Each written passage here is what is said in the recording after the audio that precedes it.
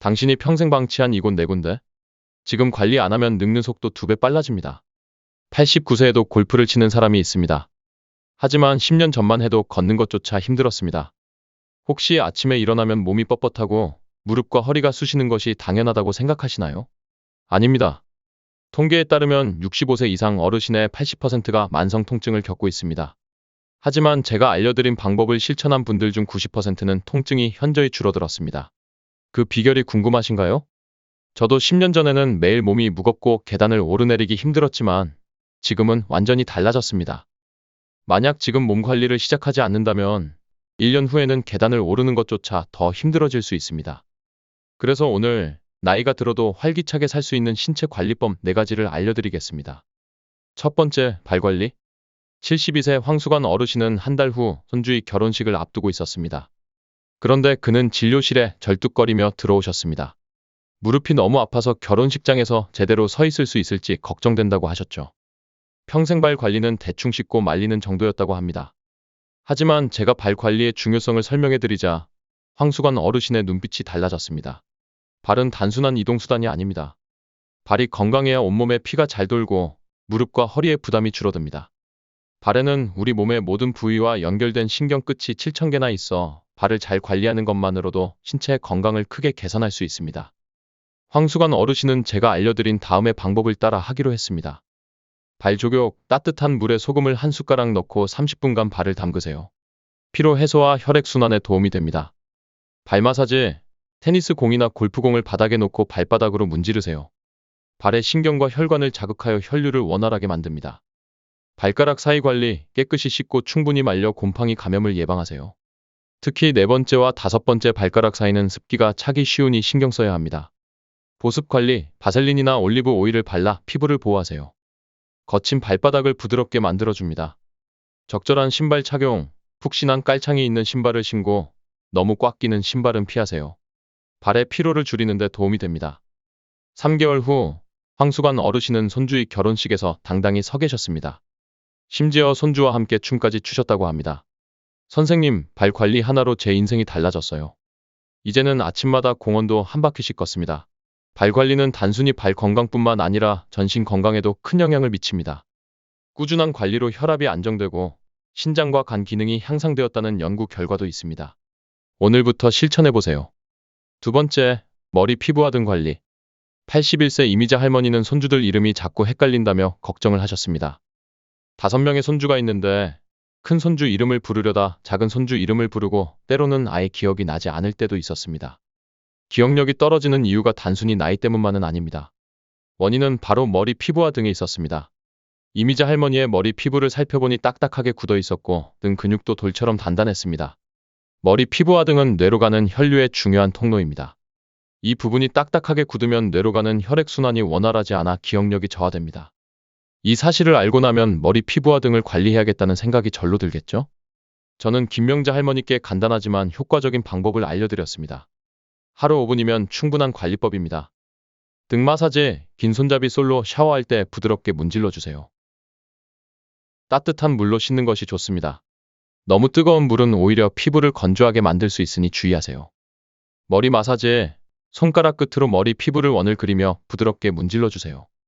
앞머리부터 뒷머리까지 그리고 귀 주변도 잊지 말고 마사지해 주세요.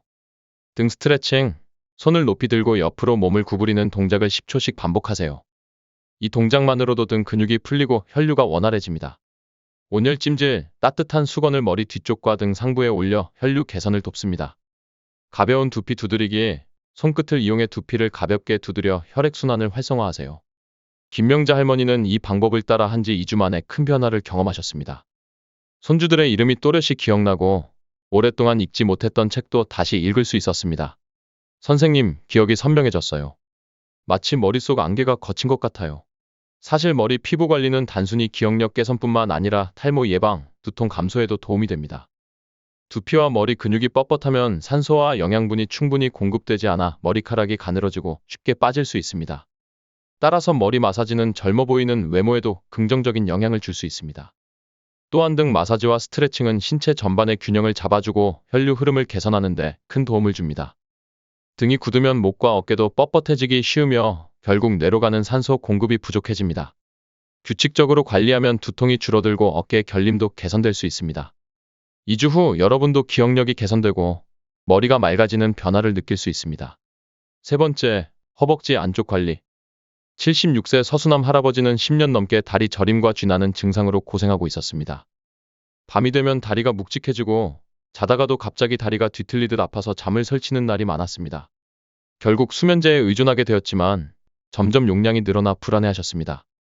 진료실에서 할아버지의 허벅지 안쪽을 살펴보니 단단하게 굳어 있었습니다. 허벅지 안쪽에는 중요한 혈관과 림프관이 지나갑니다.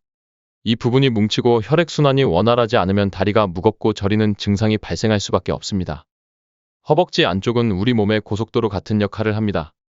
온몸을 순환하는 혈액과 노폐물이 이곳을 거쳐가는데 통로가 막히면 다리뿐만 아니라 전신 건강에도 영향을 미칩니다.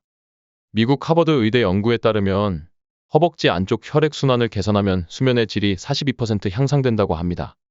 저는 서수남 할아버지께 다음과 같은 방법을 알려드렸습니다. 허벅지 안쪽 청결 유지, 따뜻한 물로 허벅지 안쪽을 꼼꼼하게 씻고 말려주세요. 특히 접히는 부분을 신경 써서 관리해야 합니다. 땀이 차거나 습기가 많아지면 염증이 생길 수 있습니다. 적절한 속옷 착용, 면 소재 속옷을 입고 꽉 끼는 바지는 피하세요. 특히 허벅지를 조이는 옷을 입으면 혈액순환이 방해될 수 있습니다. 나비 자세 스트레칭, 바닥에 앉아 발바닥을 서로 맞대고 무릎을 양옆으로 펴는 나비 자세를 3분간 유지하세요. 침대에서도 쉽게 할 수 있는 동작입니다. 허벅지 안쪽 마사지, 손바닥을 이용해 허벅지 안쪽을 부드럽게 문질러 주세요. 피가 잘 돌도록 하루 5분씩 꾸준히 마사지하는 것이 중요합니다. 베이비 파우더 활용, 허벅지 안쪽이 접혀서 습기가 차기 쉬운 여름철에는 베이비 파우더나 옥수수 전분 가루를 살짝 뿌려 염증과 마찰을 줄여주세요. 한 달 후 서수남 할아버지는 저를 찾아오셔서 선생님, 10년 만에 처음으로 수면제를 반으로 줄였습니다. 라고 기쁜 소식을 전해주셨습니다. 그 후 몇 개월이 지나자 수면제를 완전히 끊고 숙면을 취할 수 있게 되셨죠. 사실 허벅지 안쪽 관리는 단순히 다리 저림을 해결하는 것 이상으로 중요합니다. 이곳의 혈액순환이 원활해지면 심장과 장기 건강도 개선될 수 있습니다. 하체에 혈액이 잘 돌지 않으면 노폐물이 쌓이고 혈압이 올라갈 가능성이 커지는데 허벅지 안쪽을 풀어주면 혈류가 개선되어 전신 건강에도 도움이 됩니다. 특히 이 방법은 아래와 같은 분들에게 더욱 필요합니다. 밤에 다리가 자주 저리고 쥐가 나는 분, 정맥류가 있으신 분, 오래 서 있는 직업을 가진 분, 앉아있는 시간이 긴 사무직 근무자. 서수남 할아버지의 사례처럼 허벅지 안쪽을 관리하는 것만으로도 다리 저림이 사라지고 깊은 숙면을 취할 수 있습니다. 하루 5분 투자로 인생이 달라질 수 있습니다. 오늘부터 시작해보세요. 세 번째, 겨드랑이 관리. 66세 이미영 할머니는 매년 환절기마다 감기에 걸려 고생하셨습니다. 손주들이 유치원에서 감기를 옮겨오면 항상 먼저 아프셨고 한 번 걸리면 한 달씩 감기를 달고 사셨습니다. 면역력이 약해지면서 기관지도 자주 붓고 약을 달고 사는 것이 일상이 되어버렸죠. 진료실에서 황미경 할머니의 겨드랑이를 살펴보니 림프절이 부어 있었습니다. 겨드랑이는 우리 몸의 면역 시스템의 중심입니다. 이곳이 막히면 몸속 노폐물이 원활하게 배출되지 않아 면역력이 급격히 떨어집니다. 독일 뮌헨 대학 연구에 따르면 겨드랑이 림프절이 건강한 사람은 감기 발생률이 63% 낮다고 합니다. 저는 이미영 할머니에게 겨드랑이 관리를 통해 면역력을 키우는 방법을 알려드렸습니다. 순한 비누로 부드럽게 씻기, 향이 강한 비누나 화학 성분이 많은 제품은 피하고 저자극 비누를 사용하세요. 피부를 자극하지 않는 것이 중요합니다. 충분한 헹굼과 건조, 비누 찌꺼기가 남아있으면 피부가 건조해지고 자극을 받을 수 있습니다. 샤워 후 겨드랑이를 완전히 건조시키세요. 습기가 남으면 세균이 번식하기 쉬워가면 위험이 높아집니다. 겨드랑이 림프 마사지, 손가락으로 겨드랑이 주변을 부드럽게 원을 그리며 문질러 주세요. 이 동작은 림프 순환을 촉진하고 면역력을 높이는 데 도움이 됩니다. 온찜질 활용, 따뜻한 물에 적신 수건을 겨드랑이에 올려놓고 5분간 찜질하면 혈류가 증가하고 림프 순환이 활발해집니다. 편안한 옷 착용, 꽉 끼는 옷이나 조이는 속옷은 겨드랑이 림프 순환을 방해할 수 있습니다. 통기성이 좋은 옷을 입어 겨드랑이가 편안한 상태를 유지하도록 하세요. 6개월 후 이미영 할머니는 감기에 걸리지 않고 건강한 겨울을 보내셨습니다. 손주들과 공원에서 뛰어놀며 웃음이 많아졌고 더 이상 감기약을 챙길 필요가 없어지셨죠. 선생님, 겨드랑이 마사지 하나로 이렇게 달라질 줄 몰랐어요. 이제는 감기에 걸릴 걱정이 없어요. 사실 겨드랑이 관리는 면역력 강화뿐만 아니라 몸속 독소 배출에도 큰 역할을 합니다.